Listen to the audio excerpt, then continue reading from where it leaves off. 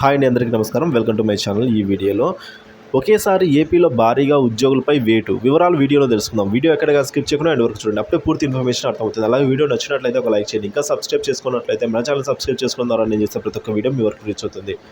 ఇక వివరాల్లోకి వచ్చినట్లయితే హింసకు కొమ్ము కాసిన అధికారులపై వేటు ఈసీ అయితే వేసిందండి. పల్నాడు జిల్లా కలెక్టరు, తిరుపతి ఎస్పీ అయితే వీరిద్దరికీ బదిలీ ట్రాన్స్ఫర్ అయితే అయింది. పల్నాడు అలాగే అనంతపురం ఎస్పీల సస్పెన్షన్ అయితే వేసింది. 12 మంది పోలీసు అధికారులపైన కూడా కొరడా జులిపించిందండి ఎన్నికల కమిషన్. సో హింసాత్మక ఘటనలపైన సిట్ దర్యాప్తు చేయడం జరిగింది. 2 రోజుల్లోపు నివేదిక ఇవ్వాలని కేంద్ర ఎన్నికల సంఘం ఉత్తర్వులు. ఫలితాలు వచ్చిన 2 వారాల్లోగా కేంద్ర బలగాల గస్తీ, కేంద్ర హోంశాఖకు ఆదేశం.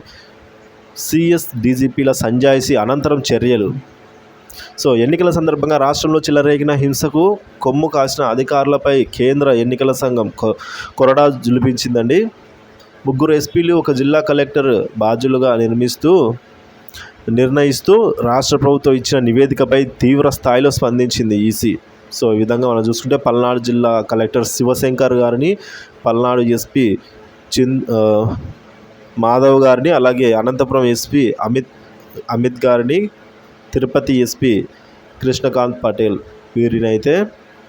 వీరిపై వేటు వేసింది. సో దీన్ని బట్టి మనం చూసుకోవచ్చు ఈసీ ఎంత సీరియస్గా తీసుకుంది ఈ విషయాలపై అయితే. సో ఇదే అండి ఇప్పటివరకు నా తాజా సమాచారం. ఇన్ఫర్మేషన్ నచ్చితే వీడియోని లైక్ చేయండి. Thank you for watching this video.